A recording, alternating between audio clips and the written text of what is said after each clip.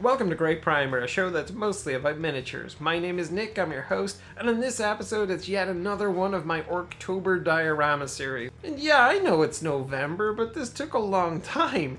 This was a lot of stuff to sculpt and kit bash and paint, and I cannot wait to share it with you. And this time the orcs are heading off on a fishing trip. They're going off to look for the biggest, meanest fish in the dark waters around the island of Enmity. Is that a stretch? And really that ties into, well, my favorite movie of all time, which is Jaws. And I always wanted to do a Jaws diorama. This is a perfect opportunity to blend the two together and see what comes out the other side. Let's go!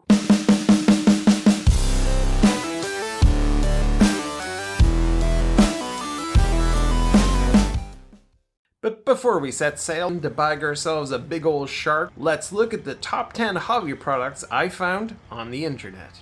At number 10, come on, create and share these fantastic free scenarios for many of their board games.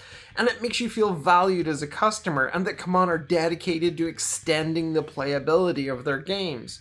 You can go on to ComeOn.com, look for the title you own or are interested in, and scroll down to find the free downloads and content. Great stuff. At number 9 from Cromlech, we have the Orc Crushinator Death Stomper. It stands over a foot tall and is made of resin and wood, and this gargant is sure to make a lot of noise on the battlefield and leave behind just a trail of destruction. And probably a bunch of rusted parts that have fallen off it as well. At number 8 we have Games Workshop bringing us the pestilent pride of Papa Nurgle in the shape of a sorcerer and its two bodyguards.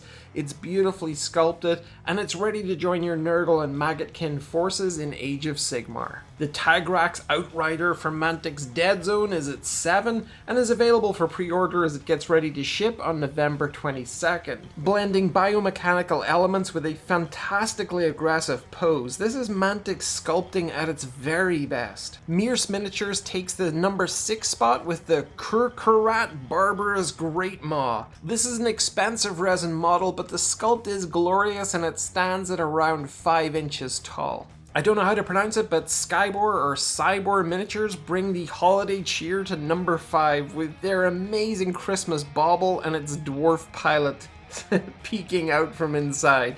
Make a grumpy dwarf part of your festive celebrations this year. Nuclear Shrimp Games make the top 10 for the first time with their sturdy, highly detailed UEF Bulldog main battle tank. For an extra €10, you can add an accessories kit to give this brutal rolling armor that lived-in look. Shieldwolf Miniatures have some incredible goblin miniatures, and I especially love their hero with the two-handed weapon. The axe is phenomenal, and this pose is one of the best I've seen in a goblin model. Runner-up this time is Artel W's Killbork 2.0. This 3-inch tall multi-part resin model is exquisitely sculpted and will look incredible in any sci-fi orc army. And at number 1 is the Halfling Harvester from Mantic for their Kings of War game. Although I'd love to see this converted for a Blood Bowl Halfling team. It's like a weird blend of gardening and gladiatorial brutality, and I love it. And now let's get back to our featured content as we sail out of Enmity Harbor with our brave band of greenskins on board the Orca, trying to hunt down that big old fish who's been eating all of the tiny little Gretchen as they've been paddling on their summer holidays. Aww. Nom nom nom nom nom. Pip-pit, pip-pit, pip-pit. You're gonna need bigger Daka. So here it is. It's a huge pile of stuff that I'm planning on putting into this diorama. From the top-down angle, it doesn't seem all that much, but from over there, it's, well, yeah, it's a lot more significant. So what am I going to do with all of this? Because in the previous builds in the service station and in the racetrack, I started with a similar amount of just, random kits and bits and pieces and miniatures. And as the idea took shape, it pared right down. So I most likely won't use all of this. The original concept, can you see me past all the stuff? Is that better? I wanted to do like a fishing diorama. I wanted to base it loosely around Jaws. I wanted to have a big fish. I want to have a orc fishing boat and the Orca. and crew it with like a bunch of orcs and Gretchens and whatever else I could find. So I started by looking for an Orca, like a replica or whatever, some kit, licensed to the Jaws movie, but I couldn't find a thing. It looks like there are a few people building wooden ones, there are a few radio control custom builds, but there was no actual licensed kit. And as a result, I had to look for something that was the right scale, roughly the right hull shape, and the rest I could just do custom. I could just build on top of the hull. So I ended up with the Pibber, the Patrol Boat River, US Navy, PBR 31 Mark II. Then I had to find a fish, and I had to find a fish that would worry an orc. So it couldn't just be a normal scale, 1/35 scale shark. So here I have a Megalodon, and it is monster. You can fit a few orcs into that mouth easily, and yeah. This is about the length of the boat, I think. So now I have my fish, I have the boat. So I wondered what the orcs would do to orc it up, and I thought maybe like something like a 88mm gun on top. Might be what the orcs would choose to go fishing with. Beyond the gun, the boat, and the fish, I've got a bunch of just the little finishing touches here.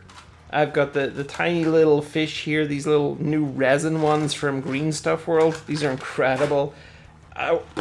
Just wonderful tiny little rowing boat. I mean, just check that out. That's from Reaper. And I think that if this is like being towed along behind the Orca with a couple of Gretchen in it, it could be pretty special looking. Got some Gretchen, of course, there.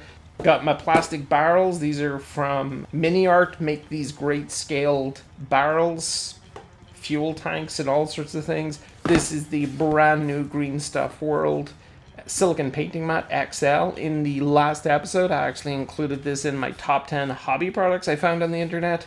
I can't remember where it rated, but I ordered one up and might as well have a quick look. Oh, it's interesting color. Oh, neat. So this stuff is always useful. Looks like it's about 25mm deep, and it is. Look at that. And you get two of those. Don't ever throw this stuff out. This stuff is brilliant for modeling with, for doing kit bashes and dioramas, and I just so happen to know someone who's doing a diorama. And okay, so this is pretty big. This is their 400 by 600.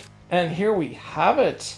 We've got the dummy test area. I'm not even sure if that's going to pick up on camera because it's so pale.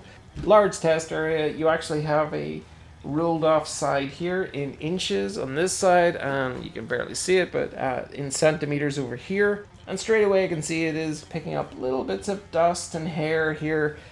So it's kind of clingy. But it's not going to put me off using it. It's still good as a surface protector. I love that it's non-stick. And if it does get too grubby, I mean, it's just a case of giving it a wash down or throwing it into the dishwasher, which is something you can completely do, according to Green Stuff World. And if you're going to conventions or to gaming shops or something like that, you're planning on painting, you can just scrunch it up like this, throw it in your bag, and when you arrive there, you just pop it out, and you don't have to worry about getting paint or green stuff or anything like that on their work surfaces.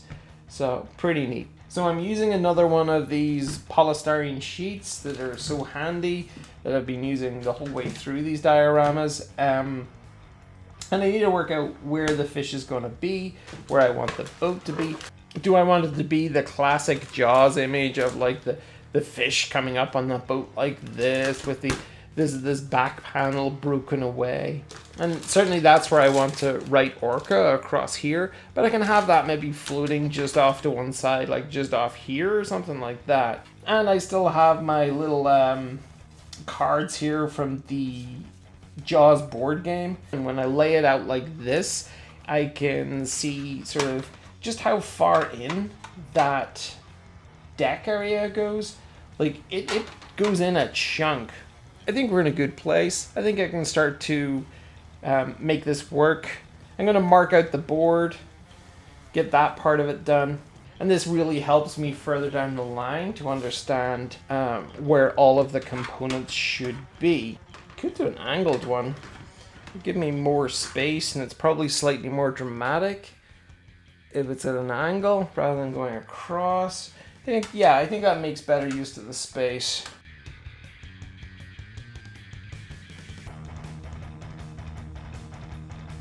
It doesn't necessarily have to be completely accurate to the film. I can play around with it most of the way there. Certainly in the concept drawing side of things. So I'm going to get the boat built. Thankfully, I don't have to build the shark. I am not even sure if I need to paint this. I probably should. It's super shiny. The airbrushing they've done underneath it is just these stripes. I don't think that the mouth is all that bad.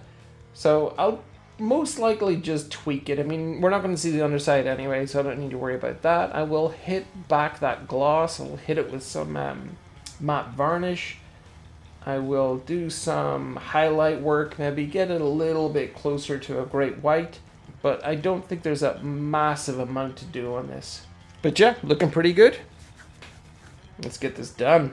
And here it finally is.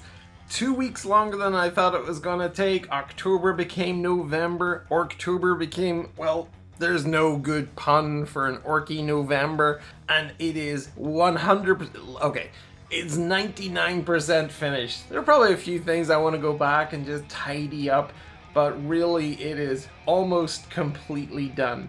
And I'm thrilled with it. I love the way it's turned out. Finally, I have a Jaws diorama and tenuously pulling it into orc daily life. Let's check it out right at the front. It all starts with a transom mounted 88 here. This is what the orcs are using to fire harpoons into the fish. Overkill. Why not?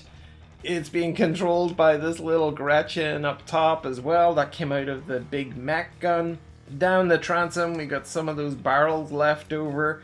Start to see the more familiar parts of the boat. We have the fish itself all up on the deck, all up in the face of this very brave or very stupid orc who's facing off against it. Water's getting all chopped up, and you can see the debris and barrels. You can see the name of the boat that up until a few seconds before was on the back of the stern here. And this thing is just smashing all the way through the boat. It wants to get all the way up in its business. Here's more of that debris tumbling out into the ocean. You get a better look at the damage that fish has done and just how nasty it looks up in the face of that orc. This little grot has had enough. He's legging it down the deck. He wants to get out of there, and who could blame him? And over here we've got another one bravely facing off against his own demon. He's got a bottlenose dolphin just giving him static there. He's even lost his oar. And over here we have another orc on the controls of a lift-to-drop-a thing, and that takes us right back around to the front of it. And you see the rakish angle the boat is at as the fish has pushed it down into the ocean to try to get purchase there. I'm not an experienced painter, so a project like this was perfect for me. We have a vessel here that's damaged by the sea and the salt spray. It's also orky, so you can get really nasty with the metalwork and the woodwork. You can grime it all up, and that'll cover a lot of sins. But I really felt that I captured the color scheme of the Orca. I felt that I did a decent enough job with barrels and the metal and, the guns and things like that. And from the top-down angle here, you can see the blood on the deck. You see just the texture of the shark itself here, and all the elements that I've added to the boat to make it just look a little bit more ramshackle and orky. But there are other things. I think the cabin looks good. You can get all of the controls here, the dials and the wheel, the radar, and there's even a fire extinguisher over on the side. Everything's just a bit dirty and dusty and cobbled together, which I think works very, very well here. And there are narrative elements the whole way through this. The orc shouting at the fish, the little grot running past, there's a little transistor radio there. And from this angle you can see just how gory things are getting, the blood pouring out of the shark's mouth there. It's hard to see, but there's actually blood pouring out of the orc's mouth, so your guess is as good as mine as who's taking a bite out of who, but I think it's a great little scene, but it's those little narrative elements that I feel just make this into something a little bit more interesting and would make me keep wanting to come back and have a second glance at it. I think it has just worked out really well, that part of it. And while I'm not the most accomplished painter, I do feel I did a good job with the water. It's got that nice sheen to it. It does feel like choppy, nasty, angry, sort of deep ocean water. So I started with the air drying clay to give the textures of the ocean, the rolling feel, the choppy bits around the boat and the fish. Once that was dry, I used grey primer on it, and then I hit it with patchy like blacks and dark blues up into mid blues. And once that was all dry, I added this stuff, which is like a miracle gel, the AK Interactive Pacific Blue. It's from their diorama series, and it goes on turquoise or teal, I guess. I'm not sure what you would call that color, and that is terrifying, especially when you've done all of that pre-work underneath. But when this stuff dries, it just has this transparency. The blue darkens right down, and it really is a miracle gel. Because it has that translucency, you can see the blacks and the dark blues that you've previously painted underneath, and it just works a treat. I was also able to use this stuff, which is Vallejo Water Texture Acrylic Foam Effect, to give me these little flecks here. Now, I don't know if you could use like a standard white acrylic paint, like a heavy bodied paint, to have the same effect, but I wanted to use the proper tools for this, see what was available, see how well it worked. You can even see the effect of one of the other types of technical paints I used on this drainage hole here on the side of the boat, with all of this salt residue. And that's achieved with one of these Salt Streaks for Ships by AK Interactive. That's hard to say. The naval ship's weathering colors. Again, I don't know, maybe a normal white paint would have done the job, but I think that Salt Streak from AK Interactive has worked an absolute treat. But I'm thrilled with how this worked out. It feels still like a scene from Jaws, but it also has that lovely orky nastiness to it, and a bit of comedy in there as well, some narrative elements to it. From the concept drawings through to the restructuring of the boat, the building of the cabin, and then into, you know, the placement of all of the elements, I think that I stayed on track most of the way. I only really had one wobble when the clear PVA that I thought I was being so clever using, because I could dye it and sculpt it, it decided never to set. To this day, that clear PVA glue has not set. It ended up having to be poured out of the diorama. I tilted this thing up and I just let it drain out into a bucket. Seriously, that's what happened. And for a few hours I thought, right, this diorama is going to stretch into December because I'm going to have to go right back to the base of it and build the whole thing again. But the DAS clay did a lot of the adhesive gripping for me onto the base, and I was able to strategically squeeze in a lot of super glue, use an accelerator spray on it, and the whole thing held firm. Now that I've got it on the foam core, it seems pretty solid too.